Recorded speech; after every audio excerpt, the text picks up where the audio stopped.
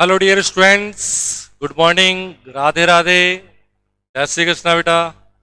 स्वागत है आप सभी का इंस्पायर एकेडमी में। और साथ ही साथ जो एजुकेशन के नए स्टेज में आप लोगों ने कदम रखा है उसमें भी आप सभी का स्वागत। बेटा, आप सभी स्कूल एजुकेशन से अब कॉलेज एजुकेशन की तरफ आए हैं, तो बहुत सारी चीजें अब का डिफरेंस आ जाएगा। स्कूल एजुकेशन में पूरे राजस्थान की अपन बात करें तो केवल एक बोर्ड, उसमें जो लिमिटेड बुक्स थी आप लोगों ने पढ़ी, उनके एग्जाम लेने का तरीका, सारी चीजें वहां पर डिफरेंट थी। लेकिन यहां पर राजस्थान में अब अलग अलग बहुत सारी यूनिवर्सिटीज भी है और हर एक यूनिवर्सिटी का एक अलग सिलेबस और एग्जाम लेने का अलग पैटर्न भी है। ठीक है, समझ में आ रही बात मेरी? और यहां पर कोई स्पेसिफिक बुक्स यूनिवर्सिटी रिकमेंड नहीं करती है, ठीक है, कि ये हमारी बुक है भैया। हाँ, तो जो भी बोर्ड वगैरह ने एनसीईआरटी वगैरह की बुक चला रखी है कि ये बुक आप लोगों को पढ़नी है, यहां से इससे ये पेपर बनेगा। तो बहुत सारी चीजों का यहां पर आप लोगों डिफरेंस देखोगे। अपन बात करें बेटा, जैसे बीएससी पार्ट फर्स्ट अपन बात करते हैं तो राजस्थान विश्वविद्यालय जो सबसे बड़ा विश्वविद्यालय है, सबसे बड़ी यूनिवर्सिटी है राजस्थान यूनिवर्सिटी, ब्रज यूनिवर्सिटी, मत्स्य यूनिवर्सिटी, शेखावटी यूनिवर्सिटी, ये चार यूनिवर्सिटीज बेटा पहले राजस्थान यूनिवर्सिटी में ही इन्वॉल्व थी। बाद में इनको अलग अलग करके चार यूनिवर्सिटीज में बना दिया गया, जिसका नाम अभी मैंने आप लोगों को बताया। तो इनका सिलेबस लगभग सेम है। ठीक है, लगभग इन चारों यूनिवर्सिटीज का सिलेबस क्या है? सेम है। ठीक है, और उनके एग्जाम लेने का जो तरीका है, पैटर्न जो है, वो भी लगभग सेम है। ठीक है, बाकी और भी यूनिवर्सिटीज है, जैसे एमडीएस यूनिवर्सिटी है, बीकानेर यूनिवर्सिटी है, ठीक है, Kota university, Jodhpur university, Udaipur university, उनमें भी पेपर तो वही पढ़ने हैं घूम फिर के आप लोगों को। ठीक है, जो मैथमेटिक्स सब्जेक्ट है उसमें ग्रेजुएशन डिग्री में आप लोगों को पेपर तो घूम फिर के वही पढ़ने हैं, लेकिन थोड़ा सा उन्होंने जो first year, second year, third year, उनमें पेपर्स को आगे पीछे कर दिया। कुछ उनका एग्जाम लेने का थोड़ा सा पैटर्न भी अलग हो जाता है, तो उसमें घबराने की कोई बात नहीं है। सबसे बड़ी चीज क्या होती है बेटा अपने लिए? कंटेंट। सिलेबस से रिलेटेड कंटेंट मिल जाए तो चाहे यूनिवर्सिटी अपने को कैसे भी तरीके से, किसी भी तरीके से एग्जाम ले, अपन उसके लिए क्या है, मेंटली और हर तरीके से तैयार है, बिल्कुल प्रिपेयर है कि हाँ अब आप किसी भी लेवल से हमारा एग्जाम लीजिए। क्लियर? तो अपन मोस्टली अपन बात कर रहे हैं फिलहाल इन जो चार यूनिवर्सिटीज की मैंने बात बताई आप लोगों को, राजस्थान, ब्रज, मत्स्य और शेखावटी। ठीक है, इनका लगभग सिलेबस सेम है और एग्जाम लेने का पैटर्न भी लगभग सेम है। तो सबसे पहले अपन बात करते हैं बेटा कि यूनिवर्सिटी में एग्जाम लेने का क्या पैटर्न होता है, कितने पेपर्स होते हैं, कितने कितने नंबर्स के आप पेपर्स होंगे यहां पर। ठीक है, और उसके बाद में पेपर्स के नाम और उनसे रिलेटेड बुक्स। ठीक है बेटा, चलो तो स्टार्ट करते हैं BSc part first, mathematics.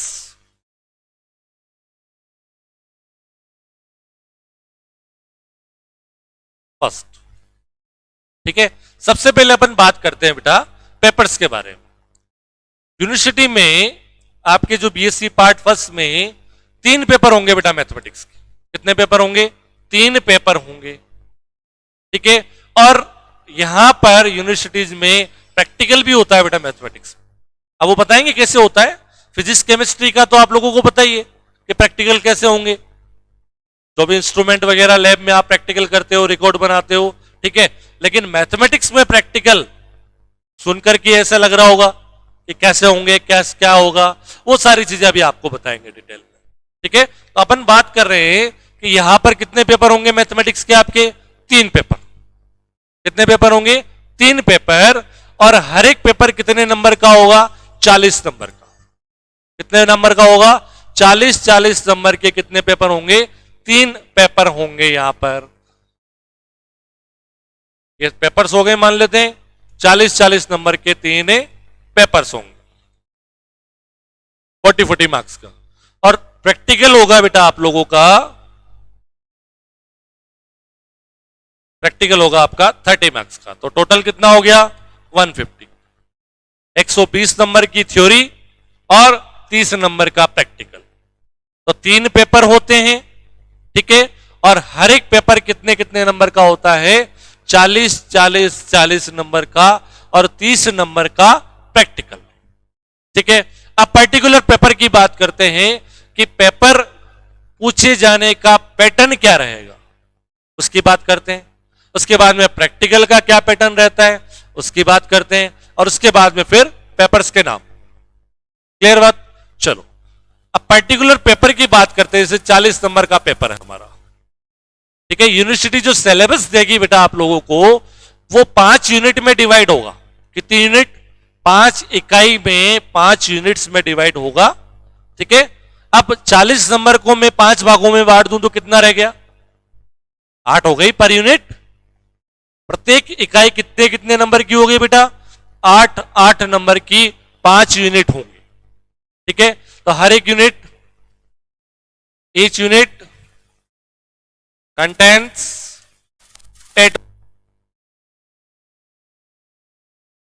8 number की होगी। प्रत्येक इकाई कितने नंबर की होगी? 8 नंबर की होगी हमारे पास। अब पेपर कैसा पूछा जाएगा? हर एक यूनिट में आपको कितने क्वेश्चन पूछे जाएंगे? 2 क्वेश्चन पूछे जाएंगे। हर एक यूनिट में कितने क्वेश्चन पूछे जाएंगे? 2, और उसमें से एक करना आप। मतलब टोटल आपके पेपर में कितने क्वेश्चन आएंगे? 10, और करने कितने होंगे? 5। करने कितने होंगे बेटा? 5 क्वेश्चन आप लोगों को वहां से अटेम्प्ट करने हैं।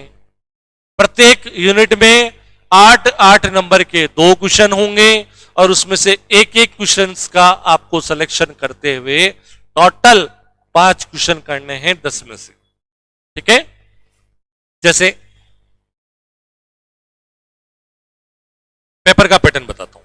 जैसे unit number first, question number 1, और इसके अथवा में आएगा ऐसे क्वेश्चन नंबर 2। मतलब आप इन दोनों में से किसी एक को करना है, इन दोनों में से किसी एक क्वेश्चन को आपको करना है। अब ये 8 नंबर का क्वेश्चन है बेटा।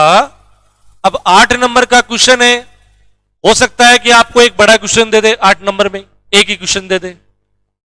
अगर छोटे क्वेश्चन देने, 2 पार्ट्स में डिवाइड कर दिया 8-8 नंबर को, 4-4 नंबर में डिवाइड कर दिया, जैसे ए और बी पार्ट बना दिया। का है, ये भी 4 नंबर का। इसके अथवा में क्वेश्चन नंबर 2 में भी चॉइस हो सकती है, या पूरा एक ही क्वेश्चन हो सकता है। ऐसे ही unit number second, question number 3 आएगा ऐसे, और फिर अथवा में क्वेश्चन नंबर 4। बात समझ में आ गई मेरी?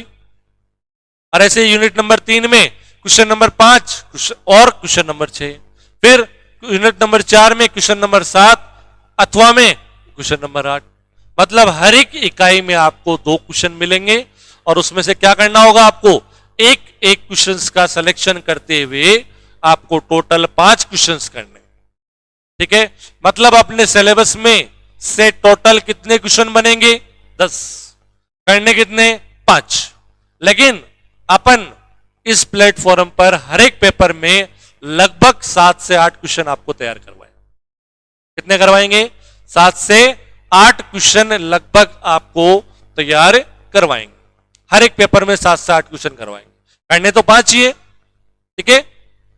लेकिन अपन बच्चों के पास चॉइस भी तो रहनी चाहिए। बच्चों के पास चॉइस भी तो, पास तो उनके लिए जिन्होंने साल भर कुछ नहीं पढ़ा और लास्ट में जाके हाथ ऊंचे कर दिए कि सर हमें पास करा दो, ठीक है। जैसे अपन हर साल 2 साल से, पिछले 2 साल से रिवीजन बेच भी चला रहे हैं लास्ट में, ठीक है। 2 साल पहले, मतलब इस सेशन से पिछले वाले सेशन में कोरोना वाला टाइम था, ठीक है। और यूनिवर्सिटी ने प्री अनाउंसमेंट ये था कि केवल 3rd ईयर के एग्जाम लिए जाएंगे, 2nd ईयर 1st ईयर को प्रमोट किया जाएगा। लेकिन थोड़े टाइम के बाद माहौल थोड़ा सही हुआ, तो यूनिवर्सिटी ने कहा 2nd ईयर के भी एग्जाम लिए जाएंगे, और 20 दिन पहले टाइम टेबल डाल दिया। अब बच्चे हो गए दिमाग खराब हो ही जाता है। अब क्या करें सर, इस स्थिति से हम कैसे निकलेंगे? उस स्थिति में इंस्पायर एकेडमी बच्चों के साथ बिल्कुल खड़ा रहा और हमने बिल्कुल फ्री मतलब यूट्यूब चैनल पर बच्चों को रिवीजन करवाया, ताकि किसी भी बच्चे को कोई भी स्थिति से दिक्कत नहीं आनी चाहिए। और रिवीजन मात्र और मात्र हमने 15 से 20 दिन जो भी हमें मिले, उसमें हमने बच्चों को इतना कंटेंट तैयार करवा दिया कि वो पूरे मार्क्स ला सकता है। क्यों? क्योंकि पिछले 2 साल से बेटा 50% सिलेबस के साथ एग्जाम हो रहे हैं। 50% सिलेबस पेपर तो पैटर्न तो वही आ रहा है, लेकिन इसमें से 40 नंबर में से आपको 20 नंबर का अटेम्प्ट करना था। अब तो पूरा 40 नंबर का आएगा। ठीक है, तो बच्चों को हमने इस तरीके से तैयार किया कि उसको पेपर में 24 नंबर का कंटेंट मिल गया और उसको करना भी इसी था। ठीक है, पिछले साल भी हम लोगों ने first year, second year, third year तीनों का रिवीजन बैच चलवाया। ठीक है, ठाकुर जी की कृपा से मात्र 20 दिनों में हमने बच्चों को इतना कंटेंट तैयार करवाया कि उनको 20 से 24 नंबर का मतलब मिनिमम 20 नंबर का कंटेंट तो उनको एग्जाम में मिला ही मिला और बच्चे बढ़िया स्कोर कर पाए। रिवीजन का मतलब जैसे रेगुलर बेस में पढ़ाते हैं वैसे ही पढ़ाते हैं, लेकिन बेटा क्लास का टाइमिंग बढ़ जाता है। ठीक है, स्पीड बढ़ जाती है, वो तो लास्ट में पूरा कोर्स कराना होता है। ठीक है, मार्केट में इंस्पायर एकेडमी ने दोनों साल रिवीजन के लिए कमेंट किया और हमने उस पर खरे उतरे और बच्चों के बढ़िया नंबर आए। हजारों स्टूडेंट पिछली बार हमसे जुड़े, हजारों स्टूडेंट पिछली बार हमसे जुड़े। एप्लीकेशन पे क्लासेस हुई। ठीक है, जो भी चार्जेस होता है एप्लीकेशंस का नाम मात्र का वो लिया था हमने, भाई बच्चों की हेल्प करनी है एग्जाम टाइम में, लेकिन एप्लीकेशंस के जो हमारे चार्जेस होते हैं वो नाम मात्र का, वो सारी चीजें चलो अलग है। ठीक है, लेकिन हमने जो कमेंट किया है उस पर हमेशा खरे उतरे हैं। इंस्पायर एकेडमी आज 2014 से कंटिन्यूअसली टॉप पे अपने आप को मेंटेन कर रखा है, और वो इसीलिए नहीं है, बच्चों का विश्वास है। ऊपर उठना अलग बात है, लेकिन उसको मेंटेन करने के लिए बहुत मेहनत करनी पड़ती है। हर एक कमेंट पे आपको खरे उतरना पड़ता है, तब जाके आपका बच्चों के साथ विश्वास बनता है। ठीक है, तो अपन बात कर रहे हैं बेटा पेपर के पैटर्न के बारे में। पेपर के पैटर्न के बारे में अपन बात कर रहे थे। पेपर 3 पेपर, प्रैक्टिकल 30 नंबर का। प्रैक्टिकल के बारे में जब अभी मैं पेपर लिखवाऊंगा ना आपको, तब मैं बताऊंगा कि प्रैक्टिकल किस तरह से कितने क्वेश्चन आएंगे, कितने नंबर का रिकॉर्ड होता है, वो सारी चीजें मैं अभी डिटेल में बताऊंगा। पेपर का पैटर्न आप लोगों ने समझ लिया होगा। ठीक है, क्योंकि पिछले साल 2-3 साल कोरोना में निकले हैं, वो निकल चुके हैं। अब फुल सिलेबस के साथ एग्जाम होंगे, तो बिल्कुल आप एक्टिव हो जाइए। जो भी 12वीं में आपका पैटर्न रहा, 10वीं में पैटर्न रहा, वो सारे भूल जाएं। अब बिल्कुल फुल लेंथ सिलेबस के साथ एग्जाम होंगे और आपको पढ़ाई करनी पड़ेगी, इसीलिए एक्टिव हो जाइए बिल्कुल। ठीक है, चलो अब पेपर्स के बारे में चर्चा करते हैं। मैं पेपर्स के नाम लिख रहा हूं और उससे रिलेटेड जो बुक है वो भी साथ के साथ लिख रहा हूं बेटा। ठीक है, चलो पेपर फर्स्ट। पेपर फर्स्ट नाम है पेपर का डिस्क्रीट मैथमेटिक्स, विविक्त गणित।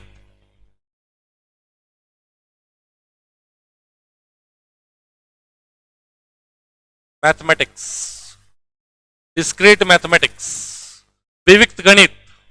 और इससे रिलेटेड जो बुक है बेटा, वो बुक भी क्या है, डिस्क्रीट मैथमेटिक्स के नाम से आएगी। पेपर का नाम भी ये विविक्त गणित। हिंदी में नाम क्या है बेटा, विविक्त गणित। ठीक है, paper number second. Paper number second, paper number second का नाम है बेटा कैलकुलस, कलन। कैलकुलस के नाम से आता है कलन। और इसमें 2 बुक्स है बेटा, इसमें 2 बुक्स है। पहली है अवकलन गणित सेकंड और दूसरी समाकल गणित सेकंड। अवकलन गणित सेकंड, डिफरेंशियल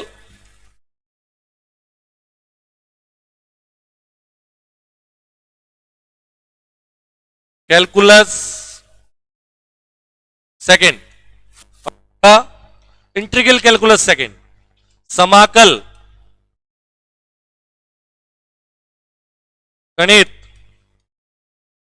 सेकंड, इंटीग्रल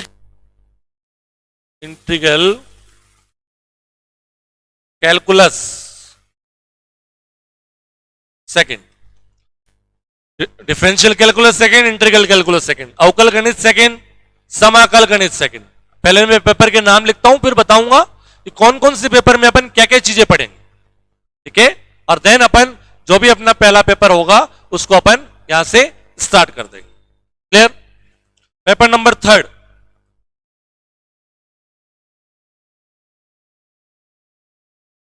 इसका नाम है बेटा analytic geometry, geometry and optimization theory, optimization theory, optimization theory. इस वाले पेपर में 3 बुक है बेटा। कितनी बुक है? 3 बुक। मैं तीनों बुक के नाम लिख रहा हूं यहां पर।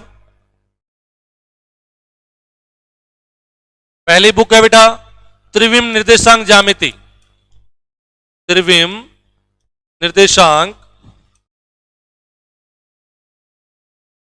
ज्यामिति, 3 डायमेंशनल ज्योमेट्री, 3 डायमेंशनल ज्योमेट्री, ठीक है। दूसरी बुक है बेटा इसमें समीकरण सिद्धांत,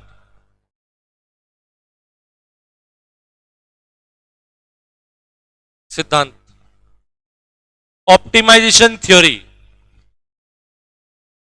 ऑप्टिमाइजेशन थ्योरी, ऑप्टिमाइजेशन थ्योरी। और तीसरी जो बुक है बेटा इसमें वो है शांकव का ध्रुवीय समीकरण, शांकव का ध्रुवीय समीकरण, शांकव का ध्रुवीय समीकरण, polar equation of conic, polar equation of conic, polar equation of conic. ये आपके पेपर्स और रिलेटेड बुक्स।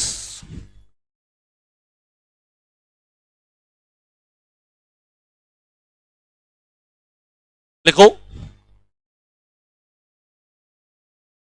ये पेपर्स और इससे रिलेटेड बुक्स, ठीक है। ये आ गई पेपर्स की बात।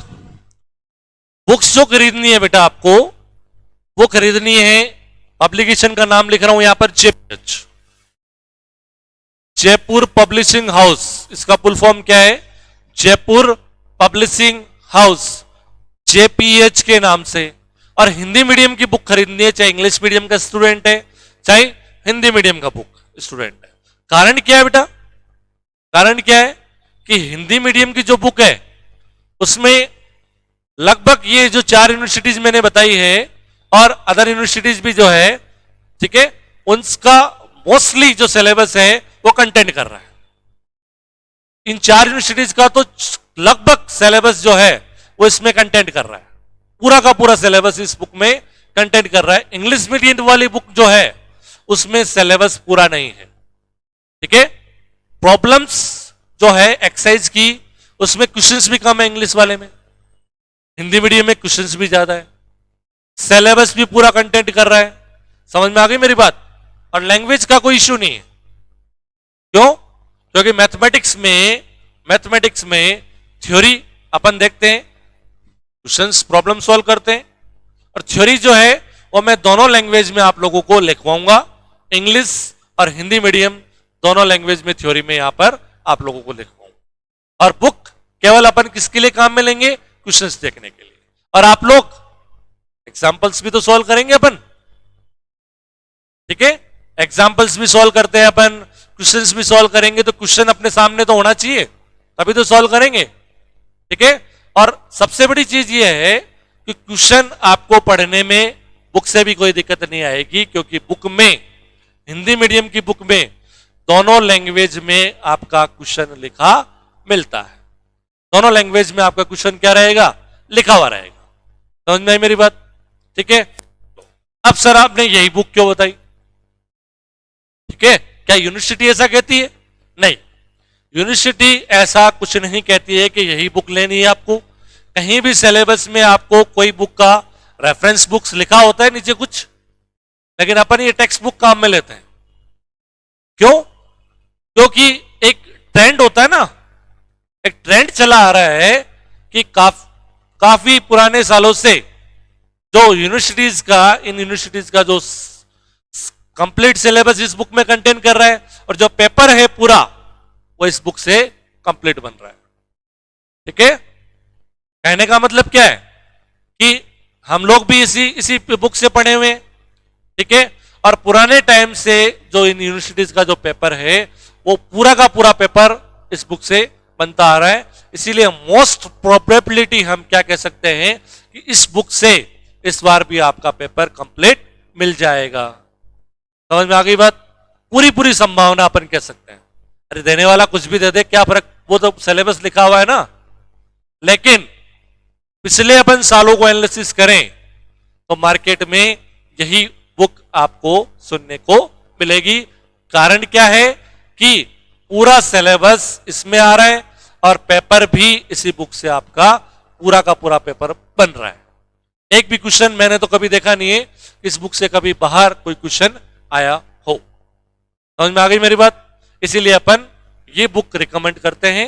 ठीक है, मैथमेटिक्स के लिए आप सुनेंगे आसपास में कहीं भी तो जेपीएच की बुक आप लोगों को मिलेगी। तो नाम लिखेंगे इसका। ठीक है, पेपर्स के नाम लिख ले फटाफट।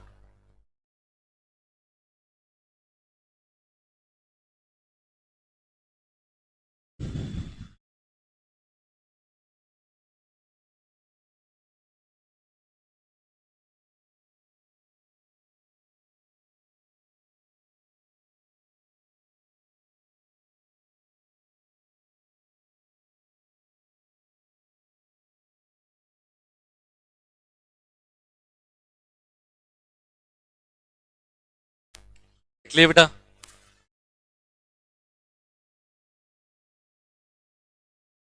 पेपर थर्ड, देखो इत्तेफाक की बात क्या है, पेपर फर्स्ट एक बुक, सेकंड में दो, थर्ड में तीन, टोटल कितनी हो गई? 6 बुक्स।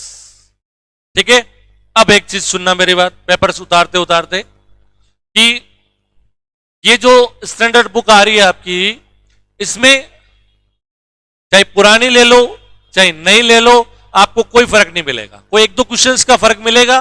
तो अपन यहां पर सारे क्वेश्चंस कराते हैं लगभग, अपना पढ़ाने का जो तरीका है लगभग सारे क्वेश्चंस अपन यहां बोर्ड पे कराएंगे। तो कोई एक दो क्वेश्चन चेंज हो भी जाता है बाई चांस, वैसे तो कोई संभावना कम होती है, और हो भी जाता है तो अपन यहां बोर्ड पे कराएंगे तो आप लोगों को पता लग जाएगा। तो कहने का मतलब क्या है कि मार्केट में आपको सेकेंड हैंड बुक्स भी मिलती है, कोई अपना सीनियर हो उससे भी आप ले सकते हो, और नई खरीदना चाहे तो नई भी खरीद सकते हैं। नई में पैसे वेस्ट करने के बजाय आप लोग अगर कहीं से भी अरेंज हो जाए पुरानी बुक्स तो वो भी ले सकते हैं। ठीक है, पेपर्स के नाम लिख लिए सबने। चलो अब अपन बात करते हैं बेटा, सबसे पहले अपन पेपर जो चालू करेंगे वो पेपर नंबर 2 चालू करें। क्या रीजन है? नाम देख रहे हो आप बुक्स के, अवकल गणित सेकंड और समाकल गणित सेकंड। ठीक है, अवकल गणित का मतलब क्या हुआ? जैसे आप लोगों ने 12वीं क्लास में क्या पढ़ा? अवकलन पढ़े, अवकलन के अनुप्रयोग पढ़े। ठीक है, समाकलन पढ़े, समाकलन के अनुप्रयोग पढ़े। ठीक है, वो आपका जो तो था उसका एडवांस फॉर्म, उसका एक्सटेंडेड फॉर्म आप यहां पर पढ़ो। आप लोगों ने पढ़ा 11वीं 12वीं में एक चर के फलन के लिए उच्चिष्ट और निम्निष्ट, एक वेरिएबल के फंक्शन के लिए मैक्सिमा मिनिमा पढ़ा। ठीक है, यहां पर 2 चर के फलन के लिए मैक्सिमा मिनिमा पढ़े। आप लोगों ने एक स्वतंत्र चर वाले फलन का अवकलन किया, यहां पर अपन दो या दो से ज्यादा वेरिएबल्स के फंक्शन के लिए क्या करेंगे, अवकलन करेंगे, डिफरेंशिएशन करेंगे। ठीक है, समाकलन आपने वहां पर सिंगल इंटीग्रेशन किया, यहां पर डबल इंटीग्रेशन पढ़ोगे आप, ट्रिपल इंटीग्रेशन पढ़ोगे, तो वो ये क्या है, उनका एक्सटेंडेड फॉर्म है। चलो थ्री डायमेंशनल ज्योमेट्री पे आ जाओ। थर्ड पेपर में पहली बुक त्रिविम निर्देशांक ज्यामिति। त्रिविम निर्देशांक में जैसे आप लोगों ने पढ़ा हुआ है थ्री डायमेंशनल ज्योमेट्री, तो क्या स्ट्रेट लाइन पढ़ी, समतल का समीकरण पढ़ा, सरल रेखा का समीकरण पढ़ा। ठीक है, आप लोगों ने गोला वो वृत्त का समीकरण पढ़ा। वृत्त जो होता है उसका त्रिविम जो प्रोजेक्शन होता है, थ्री डायमेंशन में जो शेप बनती है बेटा, वो बनता है गोला। जैसे आप क्रिकेट बॉल देखते हो, फुटबॉल होते हो, फुटबॉल है, वो क्या है, वो एक गोला है बेटा, स्पेयर कहते हैं उसको। ठीक है, वो यहां पर अपन चर्चा करेंगे। शांकव पढ़ा आप लोगों ने, शांकव, अरे परवलय, दीर्घवृत्त, अति परवलय। ठीक है, वे सारी चीजें पढ़ी है आप लोग, पैराबोला, एलिप्स वगैरह, उनकी पोलर फॉर्म आप यहां पढ़ेंगे। परवलय पर स्पर्श रेखा का समीकरण, अभिलंब का समीकरण, वो पोलर फॉर्म में यहां पढ़ोगे, ध्रुवीय रूप में यहां पढ़ोगे। और ये वाला पेपर जो है, इसमें से आपका प्रैक्टिकल का भी एक पार्ट मिलता है। अब अपन बात करते हैं प्रैक्टिकल में क्या होता है, कैसे होता है, वो अपन चर्चा कर रहे हैं। ध्यान से सुनना बेटा, क्योंकि इंस्पायर एकेडमी ऑलवेज अपडेटेड है। ठीक है, और उसी के हिसाब से आप लोगों को सारी चीज बताएगी। पेपर्स के नाम सबने लिख लिए, अब प्रैक्टिकल की बात करते हैं।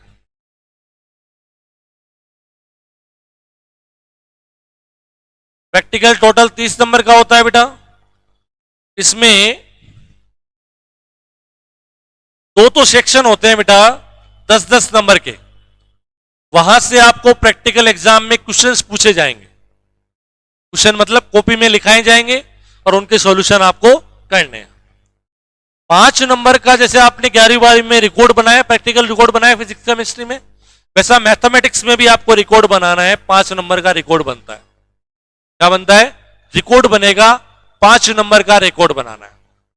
और 5 नंबर का ही आपका क्या होता है, वाइवा होता है। 5 नंबर का ही क्या होता है, वाइवा। क्वेश्चन आंसरिंग करता है एग्जामिनर आपसे। अब वो उस बेसिस पे आपको कितने नंबर देता है, वो सब कुछ उसके हाथ में। ठीक है, अब अपन बात कर रहे हैं मेन अपने सेक्शंस की, ए और बी की। 2 सवाल पूछे जाएंगे। 2 सवाल में से एक जो क्वेश्चन है वो अपन आपको यहीं तैयार करा देंगे, इस वाले बुक से पूछा जाएगा। समझ में आ रही मेरी बात? एक क्वेश्चन इस वाली बुक से आपको पूछा जाएगा। 10 नंबर आपके तैयार हो गए प्रैक्टिकल के अपनी थ्योरी के साथ। और ये जो दूसरा वाला पार्ट है बी, इसमें बेटा प्रोग्रामिंग है। प्रोग्रामिंग मतलब एक सॉफ्टवेयर है साइलैब के नाम से, एक सॉफ्टवेयर है, उस पे आपको जैसे ग्राफ वगैरह प्लॉट करना है, वो सारा उस प्रोग्रामिंग का पार्ट है। तो वो एक क्वेश्चन साइलैब का पूछा जाएगा। ठीक है, तो एक क्वेश्चन तो अपन यही तैयार करा रहे हैं थ्योरी के साथ। जब थ्योरी तैयार हो जाएगी, साइलैब आप कुछ पढ़ेंगे तो रिकॉर्ड भी बना लेंगे, और जब थ्योरी आपकी कंप्लीट तैयार हो जाएगी तो वाइवा में आपका परफॉर्मेंस भी बढ़िया हो जाएगा।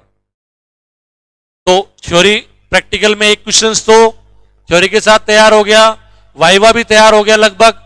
रिकॉर्ड आप लोग बना लेंगे, रिकॉर्ड में तो वही 4-5 नंबर देते हैं सबको, क्योंकि एक जैसा ही होता है सब लगभग। कॉलेजेस में बनवाएंगे तो सबको सिमिलर बनवाते हैं, तो वही लगभग सबके सेम से नंबर आते हैं। अपना परफॉर्मेंस यहां होता है। ठीक है, तो ये सारा अपना एग्जाम पैटर्न, अपने पेपर्स के नाम, बुक के बारे में जानकारी हो गई। ठीक है, सबसे पहले अपन चालू कर रहे हैं बेटा पेपर नंबर 2।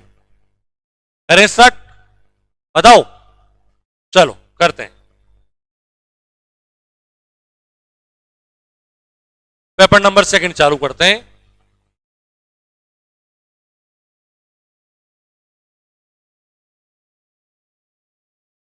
पेपर नंबर 2 अपन स्टार्ट कर रहे हैं।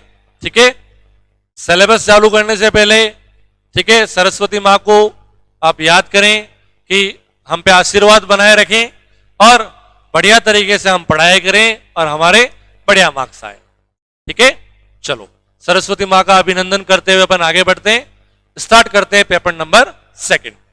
पेपर नंबर सेकंड में मैंने आपको दो बुक्स बताई बेटा, एक तो अवकल गणित सेकंड और एक समाकल गणित सेकंड, डिफरेंशियल कैलकुलस और एक इंटीग्रल कैलकुलस। शुरू में मैंने आप लोगों को बताया बेटा कि अपने पास क्या होती है, हर एक पेपर में 5 यूनिट होती है बेटा, हर एक पेपर में क्या होती है, 5 यूनिट होती है। 5 यूनिट में से इस वाली बुक में आपकी 3 यूनिट होगी बेटा और इस वाली बुक में 2 यूनिट। कहने का मतलब क्या है कि अवकलन वाली बुक हमारी 24 नंबर की हो गई और समाकलन वाली बुक हमारी कितने नंबर की हो गई, 16 नंबर। ठीक है, तो दोनों बुक को मिलाकर के कितने नंबर का पेपर बनेगा, 40 नंबर का। ठीक है, ये वाली बुक अपन स्टार्ट कर रहे हैं पहले, अवकल गणित सेकंड, डिफरेंशियल कैलकुलस सेकंड वाली बुक, जिसमें पहले अपन 3 यूनिट का कवर करेंगे और उसके बाद फिर समाकलन पे आएंगे। क्लियर बात, चालू करते हैं। सबसे पहले इस वाली बुक में अपन यूनिट चालू कर रहे हैं, यूनिट नंबर सेकंड, और उसमें आपका पहला टॉपिक आता है बेटा, पहला चैप्टर आता है आंशिक अवकलन। क्यों यही चालू क्यों किया सर आपने, क्योंकि बेटा आप लोग अवकलन, एलिमेंट्री अवकलन पढ़ के आ चुके हो, अवकलन के सारे फॉर्मूलाज लगभग आप लोगों को पता है, अवकलन करना आप जानते हैं, और एक वेरिएबल का आप लोगों ने अवकलन किया, एक वेरिएबल का फलन का आप लोगों ने अवकलन किया था। लेकिन यहां पर अपन बेटा 2 या 2 से ज्यादा चरों के फलन के लिए क्या करेंगे, अवकलन करेंगे। उसकी जरूरत क्यों पड़ी, किस तरह से करते हैं, वो सारी जानकारी अपन यहां पर लेते हैं अभी। ठीक है,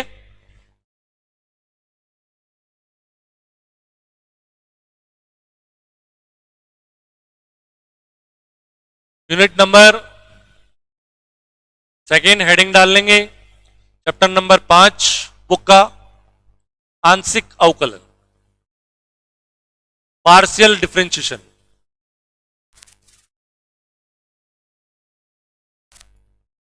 पार्शियल डिफरेंशिएशन,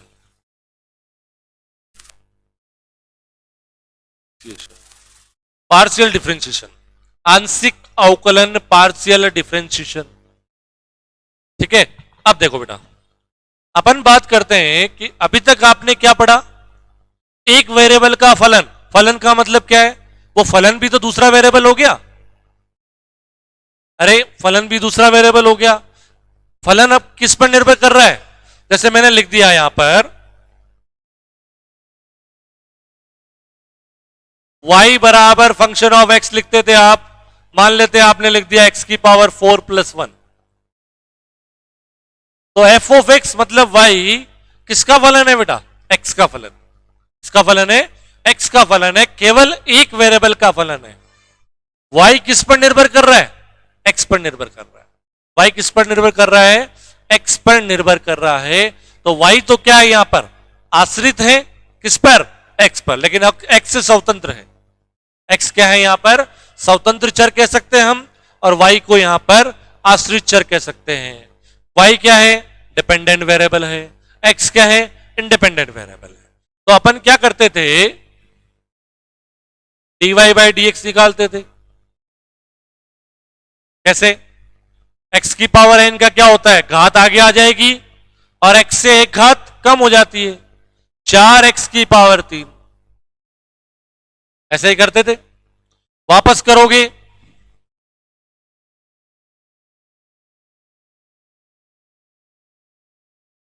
वापस आगे आएगी तो 12x² हो जाएगा। इसी क्रम में आप करते जाएंगे तो बार बार में इसका अवकलन होता जाएगा और लास्ट में 0 की तरफ जाएगा तो 0 0 0 0 रिपीट होता जाएगा। ठीक है, क्योंकि हम जानते हैं कि x की पावर n का केवल n टाइम आप डिफरेंशिएशन कर सकते हो, तो इसका 4 बार होगा। वो सारी चीजें अपन पीछे कंप्लीट पढ़ चुके हैं। तो इस तरह की डिफरेंशिएशन को क्या बोलते हैं बेटा? क्या आप लोग जो पढ़ के आए हो उसको हम बोलते हैं साधारण अवकलन, ऑर्डिनरी डिफरेंशिएशन। साधारण अवकलन, ऑर्डिनरी डिफरेंशिएशन। लेकिन सर हमें यहां क्या पढ़ना है? Partial differentiation. ठीक है, तो कॉन्सेप्ट तो यही है कि स्वतंत्र चर, आश्रित चर जब एक है, आश्रित चर तो क्या होता है? हमेशा एक ही होता है। जैसे मैं कॉन्सेप्ट बताऊं आप लोगों को कि एक इक्वेशन लिखता हूं मैं कि x प्लस वाई बराबर 7। अब वैसे एक रैंडम वेरिएबल में ले लूं x बराबर क्या रखूं? 1, तो y बराबर क्या आ गया? 6। x बराबर 4 रखूं तो y बराबर क्या आ गया? 3। x बराबर 7 रखा मैंने, y बराबर क्या आ गया? 0। कहने का मतलब क्या है कि एक चर, दोनों में से एक चर x ऐसा चर है जिसका मान मैं अपनी इच्छा से सेलेक्ट कर पा रहा हूं, स्वतंत्र रूप से उसका चयन कर पा रहा हूं, इंडिपेंडेंटली उसको चूज कर पा रहा हूं। लेकिन क्या दूसरे वेरिएबल का मान मैं चूज कर पा रहा हूं? नहीं। उसका मान किस पर निर्भर आ रहा है? निर्भर आ रहा है। तो मैं ऐसा कह सकता हूं कि y जो है वो किस पर निर्भर कर रहा है? x पर। y यहां पर क्या है? डिपेंडेंट वेरिएबल है, आश्रित चर है। और x क्या है? इंडिपेंडेंट वेरिएबल है। x क्या है? इंडिपेंडेंट वेरिएबल है, स्वतंत्र चर है। तो यहां पर दो वेरिएबल में एक स्वतंत्र और एक आश्रित। क्लियर? आगे बढ़,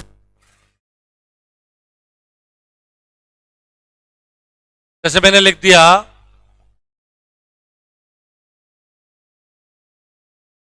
11, तो मैं दो वेरिएबल्स देखता हूं, x बराबर 1 रखूं, y बराबर 2 रखूं, तो z बराबर क्या आएगा? 8। x बराबर मैंने -1 रखा, y बराबर 4 रखा, कितना आएगा? अरे z बराबर कितना आएगा? वही 8 आएगा, वही 8 आएगा। x बराबर 4 रखा, y बराबर 3 रखा, तो z बराबर क्या आएगा? 4। ठीक है, कहने का मतलब क्या है कि तीन चरों में से दो चर मेरे पास ऐसे हैं x और y जिनका चयन मैं स्वतंत्र रूप से कर पा रहा हूं, मेरी इच्छा हो रही है जो वैल्यू ले रहा हूं। लेकिन क्या z का मान मैं चयन कर पा रहा हूं? नहीं, z के मान का मैं चयन नहीं कर पा रहा हूं। z x और y पर निर्भर कर रहा है। तो यहां पर तीन वेरिएबल में एक डिपेंडेंट और दो इंडिपेंडेंट। x और y तो स्वतंत्र है और z क्या है? आश्रित है, इंडिपेंडेंट है, सॉरी डिपेंडेंट है। समझ में आई मेरी बात? तो कहने का मतलब क्या है कि जैसे अभी x और z को ले लूं मैं तो y डिपेंडेंट हो जाएगा, y और z की वैल्यू में रेंडमली सिलेक्ट करूं तो x क्या हो जाएगा? डिपेंड हो जाएगा किस पर? y और z पर। तो तीन वेरिएबल में एक वेरिएबल डिपेंडेंट वेरिएबल और दो वेरिएबल इंडिपेंडेंट वेरिएबल। ऐसे ही मैं अगर 20 वेरिएबल्स की एक इक्वेशन लिखूं तो उसमें 19 चर ऐसे हो मिलेंगे जिनका चयन मैं स्वतंत्र रूप से कर सकता हूं, लेकिन एक जो 20वां चर है उसका चयन मैं स्वतंत्र रूप से नहीं कर पाऊंगा। वो किस पर निर्भर करेगा बेटा? अरे रिमेनिंग 19 चरों पर निर्भर करेगा। मतलब क्या कि हमेशा आश्रित चर एक और स्वतंत्र चरों की संख्या एक से ज्यादा, एक या एक से ज्यादा। दो वेरिएबल है तो दो वेरिएबल है तो एक स्वतंत्र एक आश्रित, तीन वेरिएबल है तो एक आश्रित दो स्वतंत्र, एक डिपेंडेंट दो इंडिपेंडेंट। इसी तरह से हमेशा डिपेंडेंट वेरिएबल एक, आश्रित चर एक और स्वतंत्र चरों की संख्या एक या एक से ज्यादा। क्लियर बात? चलो अब मैं लिखता हूं जैसे इफ, समझना है केवल, u is the function of x and y, u x और y का फलन है, u x और y का फलन है, तो इसका स्वतंत्र चर x और y दोनों के सापेक्ष क्या किया जा सकता है? अवकलन किया जा सकता है। लेकिन क्योंकि ये दो वेरिएबल का फंक्शन है तो इसका किसी भी चर के सापेक्ष आप अवकलन करेंगे तो वो क्या कहलाता है? पार्शियल, आंशिक। क्या कहलाता है? आंशिक। जैसे u का x के सापेक्ष में लिखता हूं तो क्या सिंबल काम में आएगा? d की जगह काम में आएगा डेल। डेल का मतलब होता है आंशिक और d का मतलब क्या होता है? साधारण, टोटल, ऑर्डिनरी डिफरेंशिएशन। d का मतलब क्या होता है? ऑर्डिनरी। जैसे अपन केवल एक वेरिएबल का होता तो क्या लिखते? du by D x. क्या लिखते बेटा? du by D x. लेकिन दो वेरिएबल का है इसीलिए पार्शियल है। काम वही करना है। अब इसके बारे में मैं लिखता हूं तो जब आप x के सापेक्ष अवकलन करेंगे तो y को क्या मानेंगे? अचर मानेंगे। क्या मानेंगे? अचर मानेंगे। क्या लिखूंगा? u का x के सापेक्ष अवकलन कब कि y अचर है। Differentiation of u with respect to x when y is constant या taking y is a constant। बात समझ में आई मेरी? ऐसे u का del u y del y लिखूं मैं। इसका मतलब क्या है? Differentiation of u with respect to y taking x as a constant। कहने का मतलब क्या है कि किसी फलन में जितने भी स्वतंत्र चर है, जिस चर के सापेक्ष आप अवकलन कर रहे हैं, आंशिक अवकलन कर रहे हैं, उसके अलावा सभी स्वतंत्र चर क्या होंगे बेटा? आपके लिए अचर होंगे। आप उनके साथ कैसा व्यवहार करेंगे? कांस्टेंट की तरह ट्रीट करेंगे उनको। समझ में आई मेरी बात अच्छे से? जैसे करते हैं अपन, ये तो चीजें लिखने की जरूरत नहीं है, सवाल लिखेंगे अपन डायरेक्ट। ठीक है, समझना है केवल इनको। ठीक है, क्या आ जाएगा? u बराबर X square plus X Y plus Y square. ये कोई आपके सामने फलन लिखा हुआ है तो u का x के सापेक्ष आंशिक अवकलन करना है मुझे। तो क्या मतलब हुआ? u का x के सापेक्ष अवकलन करना है, जबकि y क्या है हमारे लिए? अचर है भाई। और अचर का डिफरेंशिएशन क्या होता है? जीरो। किसी फलन के मल्टीपल में है तो वो बाहर आ जाता है। करते हैं, एक्स स्क्वायर का क्या होगा? 2x। y हमारे लिए क्या है? अचर है। y को अचर है तो y को एज इट इज लिख दिया और x का क्या आ गया? 1। y स्क्वायर का 0। चलो समझ में आई मेरी बात? ऐसे ही del u by del y, differentiation of y, sorry differentiation of u with respect to y taking x as a constant। x को अचर मानते हुए इसका क्या करना है? हमें y के सापेक्ष अवकलन करना है। x अचर है तो एक्स स्क्वायर भी अचर, 0। x कांस्टेंट आ गया, ये लो। y का y के सापेक्ष 1 और y स्क्वायर का हो जाएगा 2y। ये लो, समझ में आई मेरी बात? और देखो, u बराबर x t plus y t square plus sine x या sine t x square. U कितने वेरिएबल का फलन है? 3 चरों का फलन है। यू कितने चरों का फलन है? 3 चरों का फलन है। और 3 चरों का फलन है, इसका मतलब क्या? तीनों के सापेक्ष उसका अवकलन किया जा सकता है, लेकिन जिस टाइम जिस चर के सापेक्ष करेंगे उसके अलावा शेष सभी चर क्या रहेंगे? कांस्टेंट रहेंगे। अचर की तरह उनसे व्यवहार करें। आ गई बात समझ में? चलो, तो del U by del X, X के अलावा वाई भी कांस्टेंट है हमारे लिए और टी भी कांस्टेंट है। तो देखो, टी कांस्टेंट है, टी एज इट इज आ गया, एक्स का हो गया 1। ये दोनों constant, complete constant 0। Sine T constant, X square का 2x। चलो, del U by del Y, Y के सापेक्ष कर रहे हैं तो x और t हमारे लिए क्या है बेटा? अचर है। समझ में आई मेरी बात? x और t क्या है हमारे लिए? अचर है। तो x और टी, दोनों अचर जीरो, टी स्क्वायर अचर वाई का हो गया एक, तो ये दोनों अचर है जीरो। डेल यू टी के सापेक्ष तो एक्स और वाई अचर, एक्स अचर है टी का एक, वाई अचर टी स्क्वायर का 2t,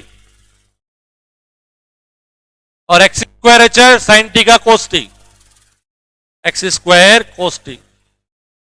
ये लो, ये आपका डिफरेंशिएशन। तो आंशिक अवकलन का मतलब समझ में आ गया सबको? जब कोई भी फलन दो या दो से ज्यादा चरों का फलन हो तब उसका आंशिक अवकलन किया जाता है, और एक चर का फलन तो साधारण ऑर्डिनरी डिफरेंशिएशन। कॉन्सेप्ट समझ में आ गया बेटा? ये बढ़िया से। चलो, तो अब हेडिंग आप लोगों ने डाल रखी है आंशिक अवकलन, चैप्टर का नाम चैप्टर नंबर 5, ठीक है। उसमें मैं नोट करके कुछ चीजें लिखवा रहा हूं, वो आप लोग लिख लेंगे।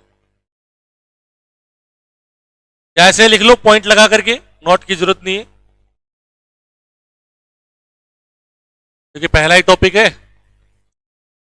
इफ, यदि u बराबर फंक्शन ऑफ एक्स वाई, तो then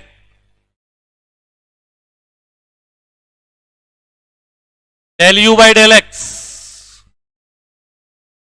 differentiation of u with respect to x taking y as a constant, u का x के सापेक्ष अवकलन, जबकि y अचर है, ठीक है। Del U by del Y लिखते जाए साथ साथ, differentiation of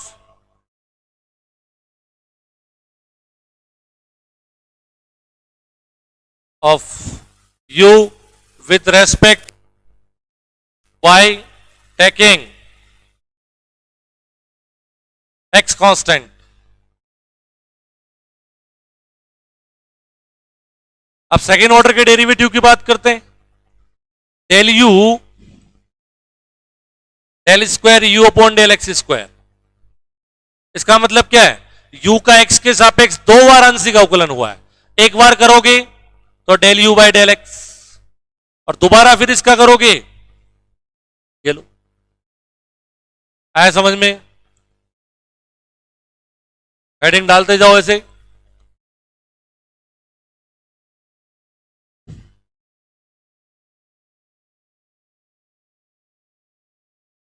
del square you upon del Y square, इसका मतलब क्या है?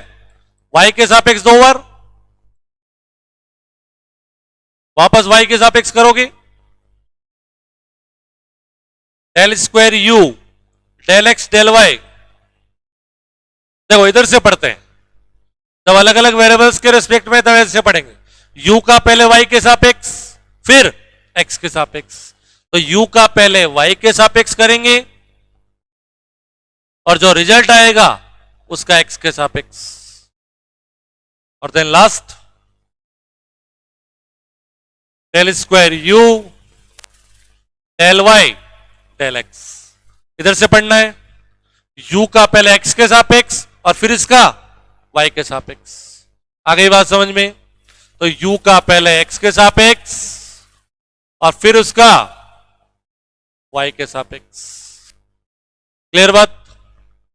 और हम कल वेरीफाई करेंगे क्वेश्चन से कि, अब नोट करके लिखेंगे पर में ये कि del square you upon del Y del x बराबर del square you del x del y. दो वेरिएबल का फलन है, उसका पहले y के सापेक्ष करके फिर x के सापेक्ष कर दो, चाहे x के सापेक्ष करके फिर y के सापेक्ष कर दो, ये दोनों रिजल्ट्स क्या आएंगे?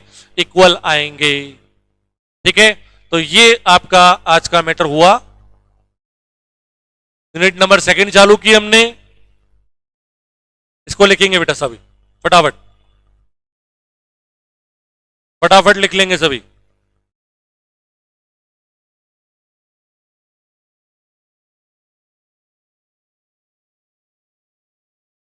साथ साथ लिख रहे थे? अच्छा अच्छा, कोई दिक्कत नहीं। चलो, ये लिख करके फिर वो लिखना है। तो बेटा कहने का मतलब क्या है कि क्लास स्टार्ट हो चुकी है। आप लोगों को भी जितना सीरियस हम हैं, आप लोगों को भी उतना ही सीरियस रहना है और बिल्कुल प्रॉपर पढ़ाई करनी है शुरू से ही, क्योंकि फुल लेंथ के साथ इस बार एग्जाम होंगे और आप लोग नहीं पढ़ोगे तो उसका नतीजा बिल्कुल सही नहीं आएगा। और आप देख रहे हो पहले ही दिन हमने आपकी यूनिट स्टार्ट कर दी है, पहला पेपर पहली यूनिट सब चालू कर दिया है और कल अपन इसके एक्सरसाइज है उसके क्वेश्चंस करेंगे। ठीक है, तो इसको कंप्लीट लिख लेंगे सभी। आज के लिए इतना ही करेंगे, नेक्स्ट क्लास में अपन एक्सरसाइज चालू करेंगे। ठीक है, राधे राधे, जय श्री कृष्णा बेटा, धन्यवाद।